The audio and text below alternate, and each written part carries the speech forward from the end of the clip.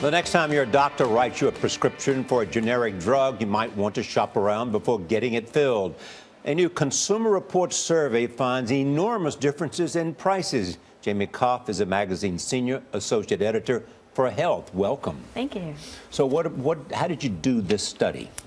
What we did for this study is we had our secret shoppers call more than 200 pharmacies in locations around the country, urban, suburban, rural, and ask for prices over the phone for 5 widely used prescription drugs that have recently become available as generics.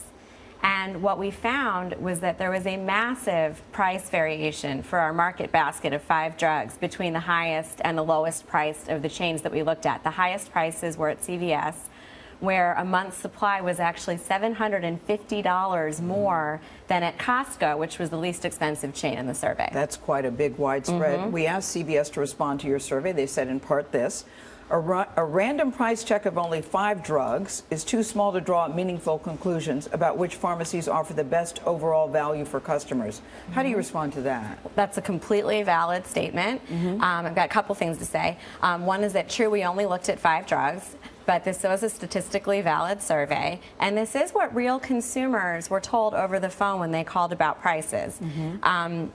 CVS has a wonderful discount program, as do many chain pharmacies, but what we found was that when real people called these local pharmacies, they were not told what the discount price was. They were given the more expensive retail price. So we're just reporting, this is just the data. What we you found. discovered. Yeah. So if you're shopping around, should you find one pharmacy you like, or should you go to many pharmacies? Well, here's the thing. It's better to have all of your drugs coming from the same pharmacy.